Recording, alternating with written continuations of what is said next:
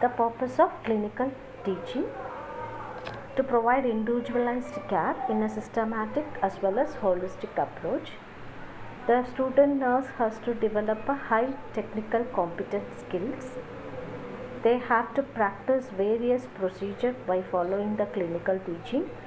They can have a skill in the way of collecting and analyzing the data, to develop communication skills and maintain the good IPR with the patient as well as with the nurse, to maintain high standard of nursing practice, to become independent enough to practice nursing, to develop cognitive, affective and psychomotor skills. All the three domains of education has to be achieved, to learn various diagnostic procedures by following a clinical teaching, to learn various skill in giving health education techniques to the client, to develop proficiency and efficiency in carrying out the various procedures. So these are the purposes of clinical teaching. Then guidelines for selection of clinical teaching method. It should be appropriate towards the objective. What objective was formulated, based on that the clinical teaching method has to be selected, and that students has to achieve a behavioral changes in the domains, that is cognitive, psychomotor and affective domain. Behavioral changes has to be there.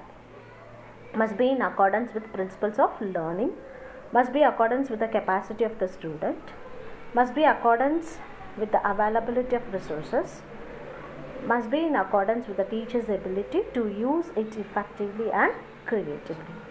These are the guidelines has to be used to select the method of teaching in the clinical area. Then difference between the classroom teaching and clinical teaching. So classroom teaching can be conducted for a large number of students, but clinical teaching will be conducted only for few numbers, that is 5 to 6 or 10 maximum. Then no focus on the patient. It is mainly focused on the theory, knowledge. Here in the clinical teaching, it is mainly focused on the patient. Then classroom teaching is mainly updating the intellectual capacity of the student, knowledge only it is focusing mainly. In the clinical teaching, how the knowledge can be applied on the patients, that will be application of the knowledge. Classroom teaching mainly focus on the theoretical framework. In the clinical teaching, the students will have a logical reasoning, why we are doing step by step the procedure, what is the reason behind that, scientific reason. So that is clinical reasoning will be included in that. Here the student teacher ratio is large in the classroom teaching. The teacher student ratio is very small in the clinical teaching. The students will be a passive listener in the classroom teaching, but they will be active listener in the active way of doing things in the clinical setting. Then factors should be considered while selecting the clinical method of teaching. So the interaction skill among the group, clinical supervision skill of the clinical instructor, the competency and professionalism of the clinical instructor, as well as based on the student's knowledge also. The student's knowledge and analytical ability has to be assessed. If it is not adequate, then the clinical method of teaching will be selected appropriately. Then organization and clarity of presentation, enthusiasm and the students interest has to be stimulated or motivated to provide care to the patient. Then the methods of clinical teaching. So there are various methods we can use to improve our clinical teaching experience, that is bedside clinic, nursing rounds, nursing assignments, nursing care conference, reports, morning and day shift and night shift duty nurses reports. Also one way of method of learning, clinical simulation, field visit and process recording. These are the methods can be used for the clinical teaching. First we will see about the bedside clinic. So bedside clinic, which always helps to study the problems typically associated with a particular disease or disorder. One patient will be taken, either example the patient those who are having a cardiovascular disorder. So that particular, the patient may have a TOF, tautology of palate. So that patient can be taken, only one patient has to be taken, and complete assessment will be done on that. That is called as the bedside clinic. So bedside clinic always help to study the problems typically associated with the particular disease or disorder. So it is a way of organized instruction. So this will be go in a logical sequence.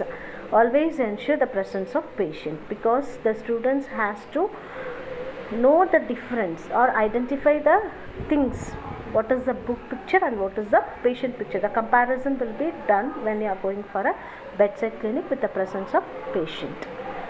Definition: it is a method of clinical teaching which is carried out either the group visits the patient or the patient is brought to the conference room in order to study problems associated with a particular disease or disorder. So a group of students, that is 4 to 5 to 6 members. So they will visit to the patient room, or the patient will bring down to the conference room, and they will be discussed about a particular problem, that is condition of the patient, either a disease or a disorder. Then purpose, what are the purpose will be there, uses, that is collecting the information of the patient, how to solve the problems, problem solving.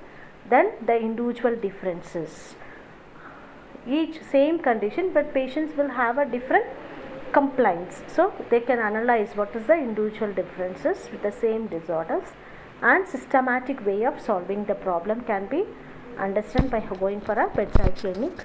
So we can make a care plan according to the need of the patient, provide a teaching according to the need of the patient. So it helps us to provide a quality of care to the patient. Then uses, it shows the signs and symptoms related to a particular patient or a condition, to demonstrate a significant nursing situation, to know how the nursing problem can be solved. So these are the uses of bedside clinic. Then next one is phases.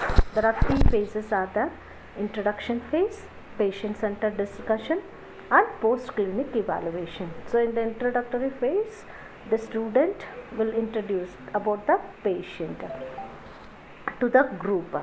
So what is the name, education, how you will represent during your examination regarding the patient condition. So that is called as the introduction phase. Then patient centered discussion. So they will be discussed in depth about the condition of the patient, what are the symptoms on the day of admission, now after what type of interventions are done, and what is the present condition, whether it is increased the complaints or decreased. So everything will be discussed in depth way. That is called as a patient centered discussion. Then post clinic evaluation. So that is after treatment. So investigation, first day the patient may have a HB is very less, maybe 9 grams. So after giving medications, blood transfusion, the patient HB was increased from 9 to 9.4. So this was the called as a evaluation. So patient clinic evaluation will be done in the third phase of bedside clinic. So what intervention has done and what was the result of that will be discussed. Then advantages. Here the students will be participate actively. So it puts the students in an active actual situation. So they can analyze what is the patient problem, what kind of intervention has to be provided. They can analyze and do the things. Develop skills in collecting information. So they can develop the skills. What are the information necessary has to be collected according to the patient condition. Then develop tactfulness, diplomacy, need to get information from the patient. Develop skills in problem solving and decision making.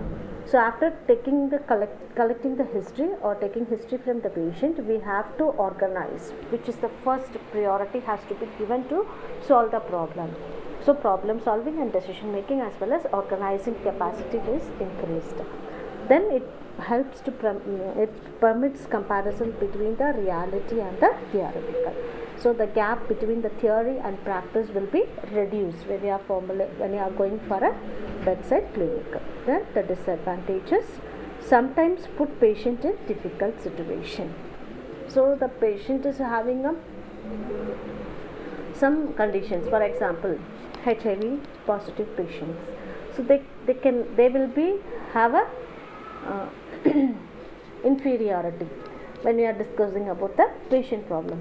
Okay, so that time the patient may feel uneasiness, so sometimes put the patient in a difficult situation.